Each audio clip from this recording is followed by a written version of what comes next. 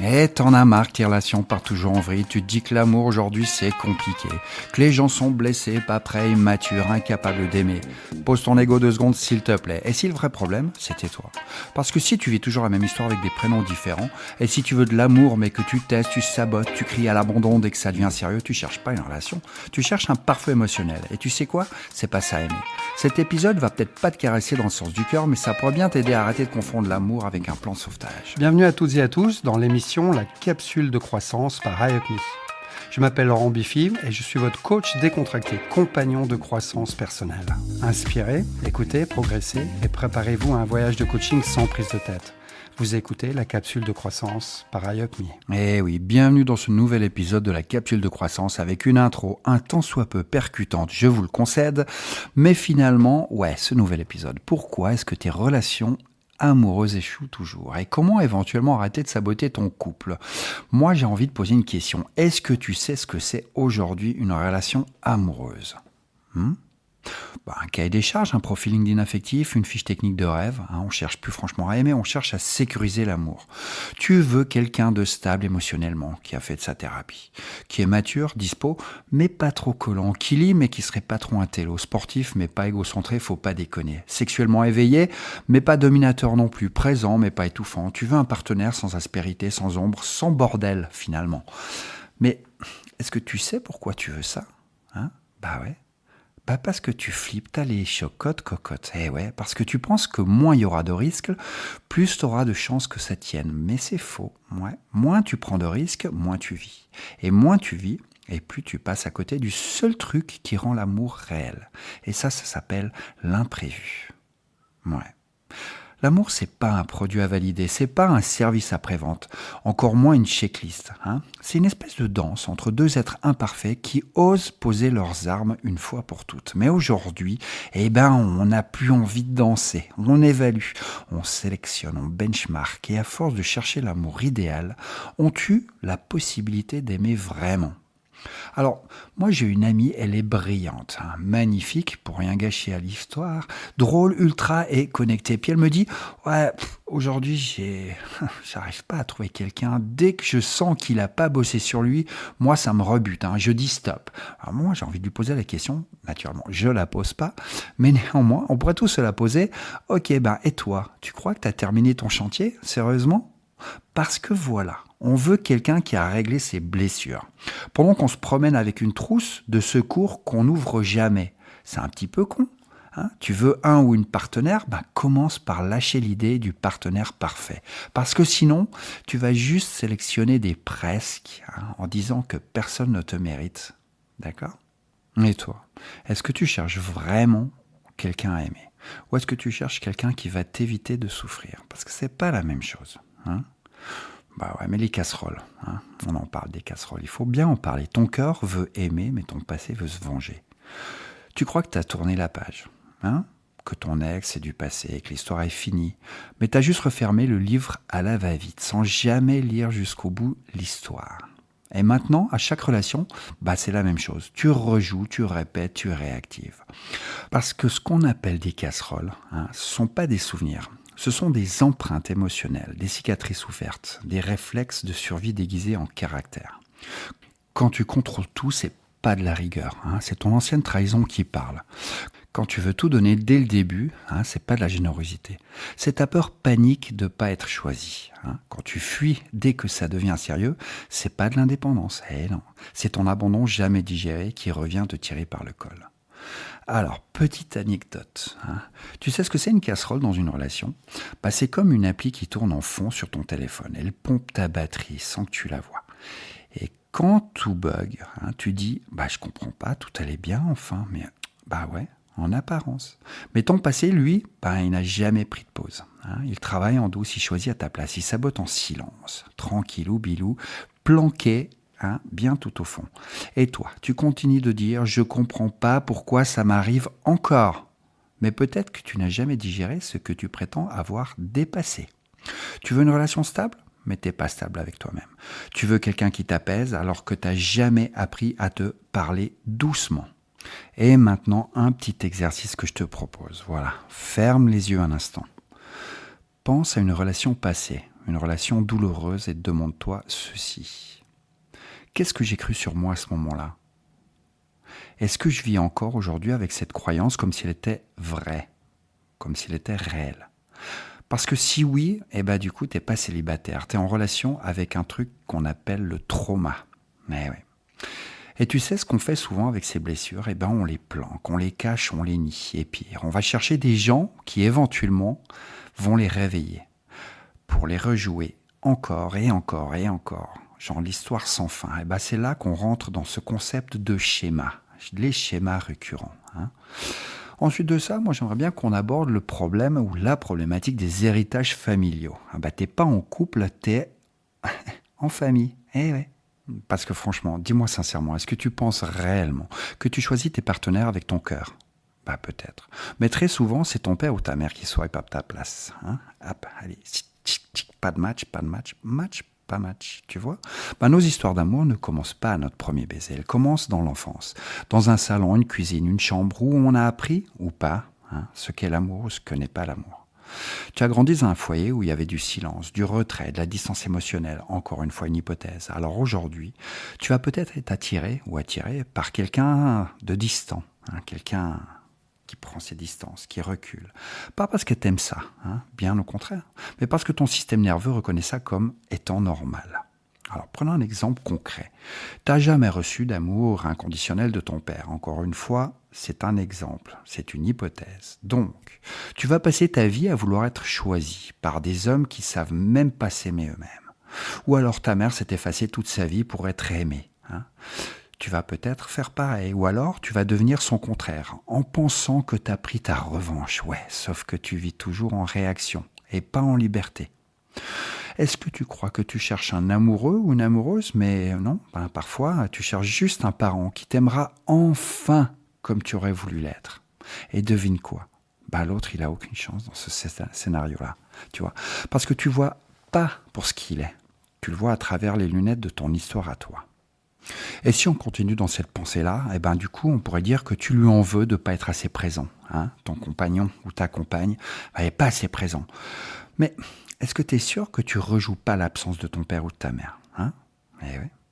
Tu veux qu'il ou elle te rassure en permanence ?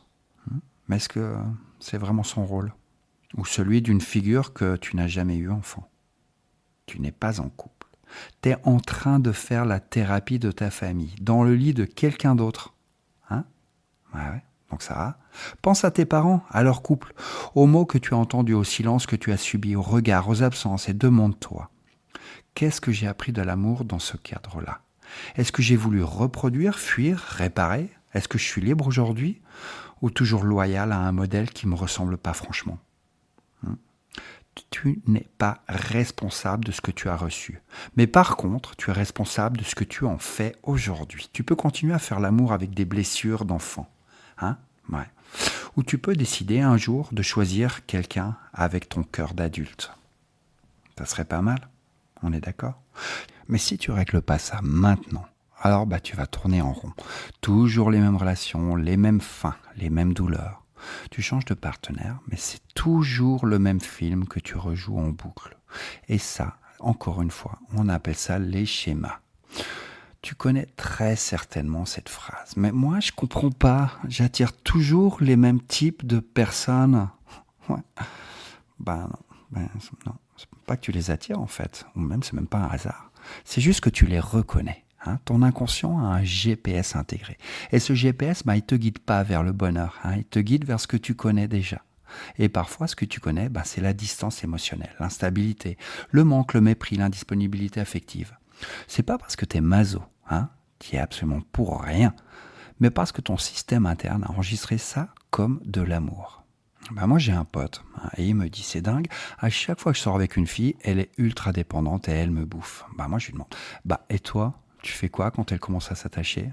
Et il me répond, je m'éloigne, je suffoque, t'es con quoi ? Ouais, c'est trop pour moi. Moi, je lui dis à ce moment-là, tu crois que c'est elle le problème ? Ou ton schéma à toi qui les appelle inconsciemment pour justifier ta fuite ? C'est pas pareil.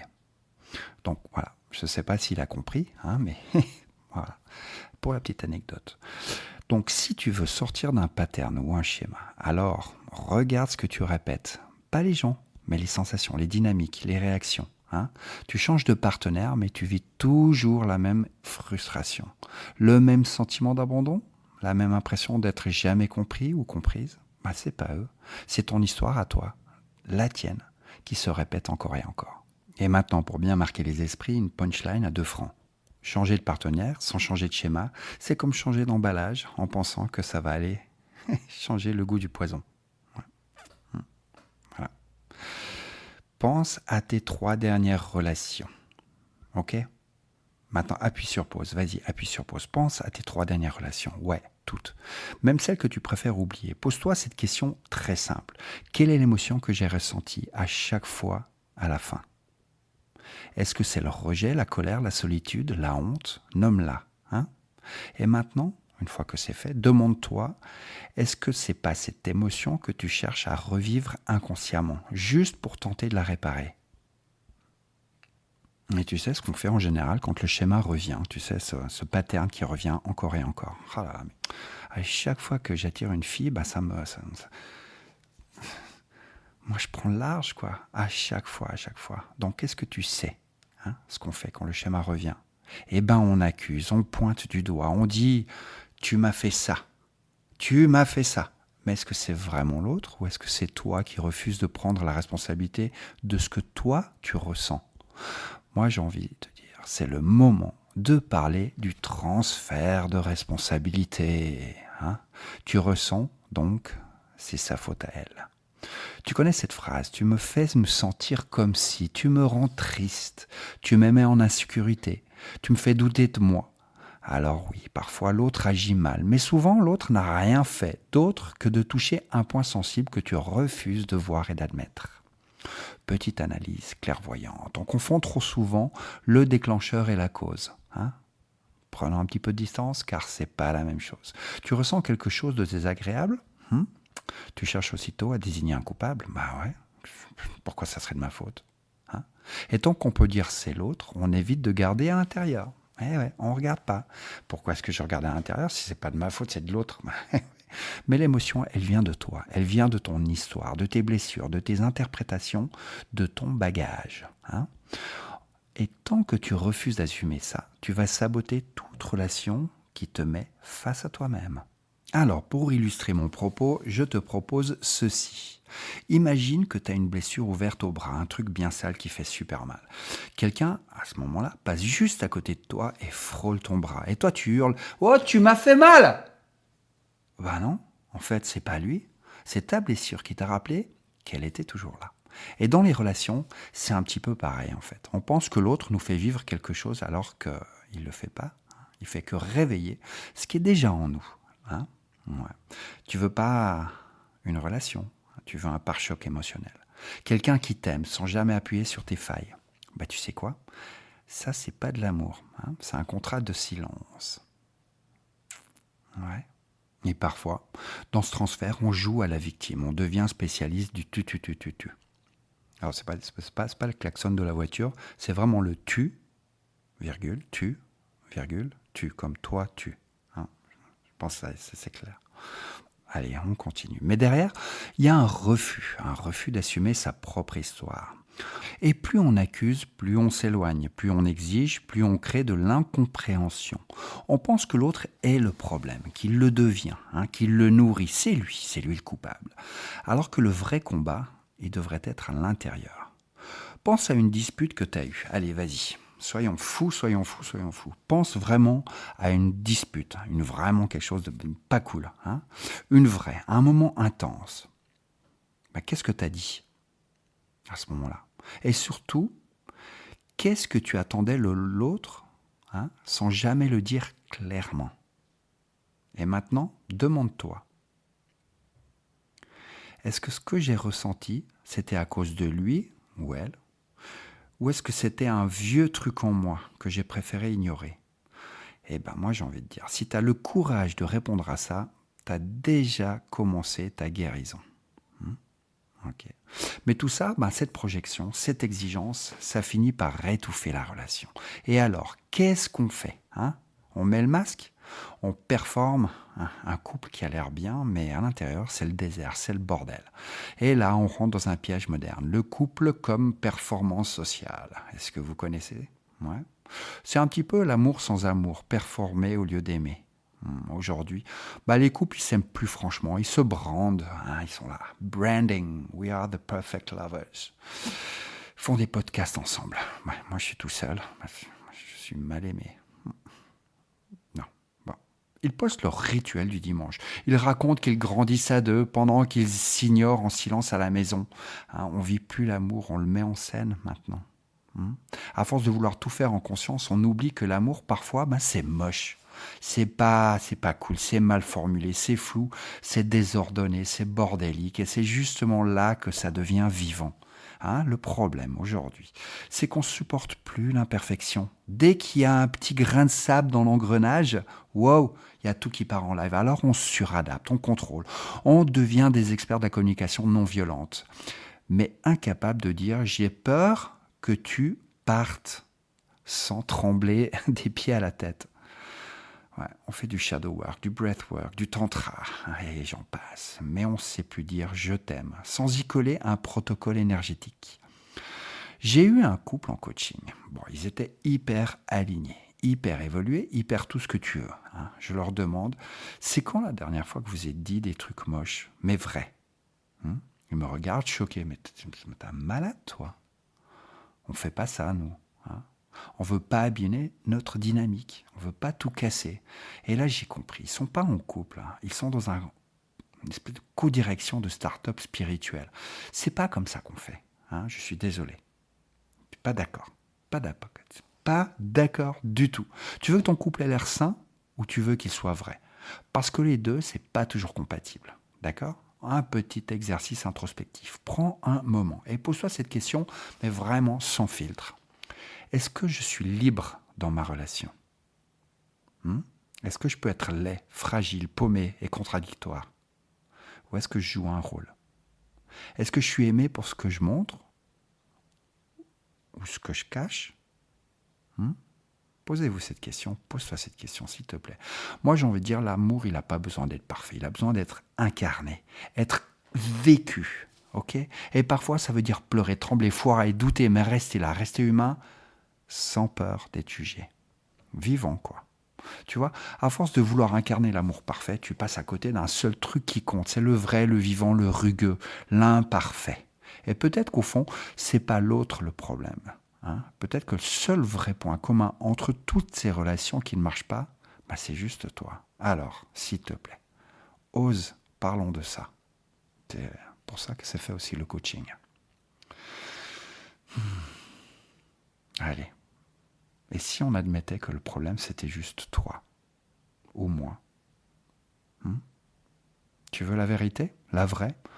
Celle qui fait mal, qui pique et qui gratte. Peut-être que le problème, c'est pas ton ex. Non, mais non. Ni les gens, ni les hommes immatures, ni les femmes compliquées. Peut-être que le point commun entre toutes ces relations qui s'effondrent, c'est finalement toi. Et là, moi je sais.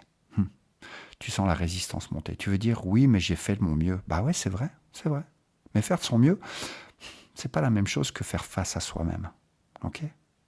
Tu veux quelqu'un de stable émotionnellement? Mais toi, est-ce que tu es capable de rester quand ça tangue? Tu veux quelqu'un d'authentique?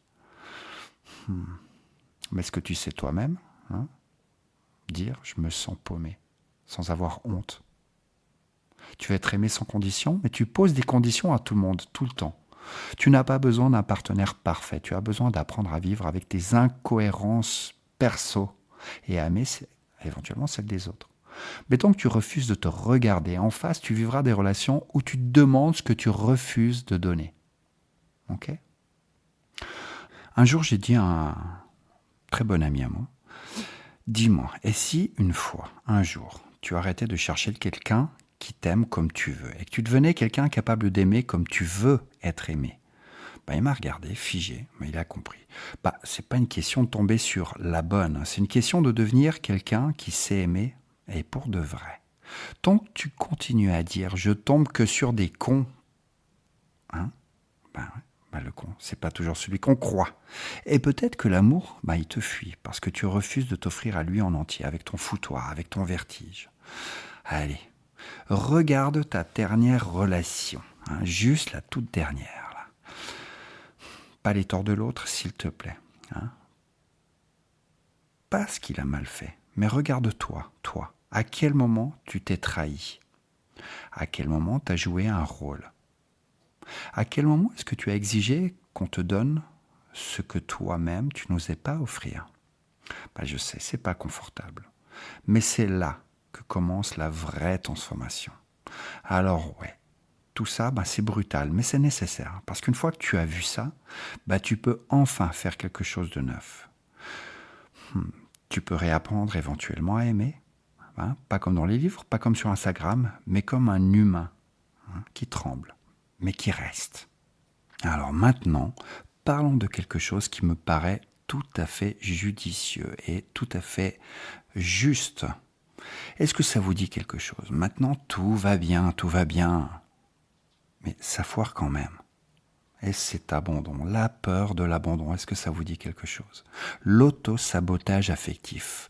Alors ouais, tu l'as sagement attendu ce moment. La relation qui commence bien, quelqu'un de sain, de stable, qui t'écoute, qui t'aime, et pourtant, quelque chose en toi panique.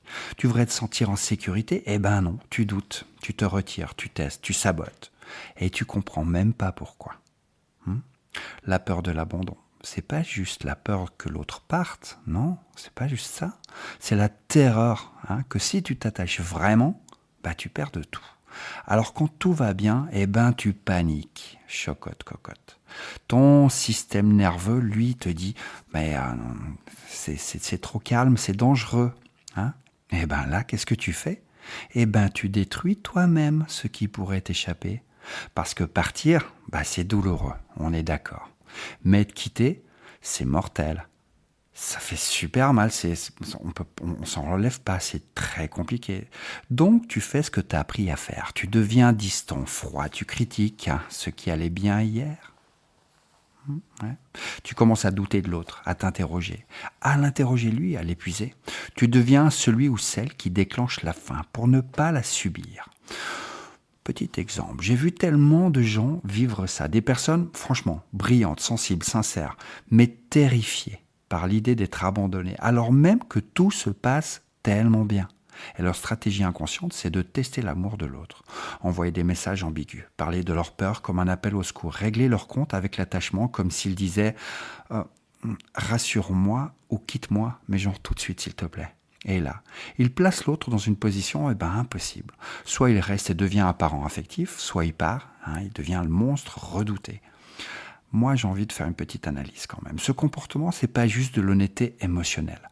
On pourrait dire que c'est un transfert de responsabilité affective. Tu veux que l'autre te sauve de ta peur, qu'il t'aime assez fort pour te rassurer en permanence. Mais c'est pas son rôle. Non. Quand tu demandes à quelqu'un de guérir ta peur, d'abandon à ta place, tu ne construis pas une relation. Tu crées une dépendance émotionnelle. Et souvent, dans cette dépendance, l'autre s'épuise à t'apaiser. Ou bien, il part et tu valides. Tu vois, je savais que j'allais être abandonné. Dans les deux cas, tu renforces des blessures au lieu de les guérir. Alors moi, j'ai envie de poser une question aux auditeurs. Est-ce que l'autre est censé t'aimer ou te réparer? Si tu te reconnais là-dedans, pose-toi cette question. Quand j'exprime mes peurs à l'autre, est-ce que je partage ou est-ce que je cherche à être sauvé? Parce que si tu veux qu'il ou elle te sauve, tu n'aimes pas, tu appelles à l'aide. Petite piste de transformation. Moi j'ai envie de dire c'est pas mal d'avoir peur, bien au contraire, c'est pas mal de le dire. Mais c'est pas à l'autre de porter ton monde émotionnel. D'accord? C'est à toi de devenir un espace sûr pour toi-même. De respirer dans la peur, de nommer sans accuser, d'ouvrir sans infantiliser. Et plus tu apprends à te contenir sans te refermer, plus tu deviens capable d'aimer sans poser l'autre comme ta bouée de sauvetage. Tu peux pas aimer si tu fais pas de l'autre un antidote à ton vide. Mais par contre, tu peux aimer quand tu sais rester avec ta peur, sans exiger qu'on t'en sorte. Ok ? Maintenant, qu'est-ce qu'on va faire? Vous me direz qu'est-ce qu'on va faire pour réapprendre à aimer? À aimer d'une certaine façon sans armure. Bah tu vois, on a passé tout cet épisode à démontrer des illusions, d'accord? On les casse, on les pète en deux et on les démonte. Bah les excuses, les projections, les vieux fantômes. Mais maintenant, on peut enfin parler d'amour, du vrai. C'est pas l'amour parfait, non, c'est pas l'amour aligné, c'est pas l'amour qui coche toutes les cases, c'est juste l'amour qui est vivant, l'amour qui ose, l'amour qui rate, parfois, mais qui reste. Ok? Réapprendre à aimer, c'est pas une méthode, c'est un chemin. D'accord? C'est un chemin qui commence quand tu t'arrêtes de demander à l'autre ce que tu refuses de t'offrir à toi-même. Tu veux de la tendresse? Bah, commence par arrêter de juger à chaque émotion qui déborde. D'accord? Arrête de faire ça. Arrête de te juger à chaque émotion qui te déborde. Imprime ça en gras, Arial sans sérif et je sais pas, dans ton esprit. Ok? Tu veux être vu pour qui tu es? Eh ben, commence par te montrer. Même moche, même bancal, même maladroit. Tu veux être choisi? Alors choisis, assume, reste quand ça tremble, quand ça gratte, quand tu es incertain, quand tu doutes, quand tu as peur, quand ça ressemble pas à un conte de fées. Reste. Réapprendre à aimer, c'est comme réapprendre à parler, j'ai envie de dire. Mais pas dans une langue que tu n'as jamais vraiment entendu parler chez toi. Tu bégayes, tu doutes, tu dis des trucs maladroits et parfois tu restes silencieux, juste là avec l'autre. Et ça, c'est aimer. C'est pas franchement un grand discours, c'est pas une posture, c'est juste être là, vraiment là. Aimer, c'est pas tout comprendre, c'est rester, avec, dans et malgré. Petit exercice simple mais profond. Demande-toi, est-ce que je suis prêt à aimer quelqu'un sans me planquer derrière mes blessures? Est-ce que je suis prêt à être vu sans filtre? Et surtout, est-ce que je suis prêt à aimer sans que l'autre doive me réparer? Alors voilà, cet épisode arrive gentiment à sa fin. L'amour, moi j'ai envie de dire, ne demande pas que tu sois parfaite ou parfaite avec un E. L'amour, demande juste que tu sois présente. Pas devant l'autre, non, mais devant toi. Toi-même d'abord. Parce que tant que tu ne t'es pas rencontré pour de vrai, tu n'aimeras que des reflets de toi.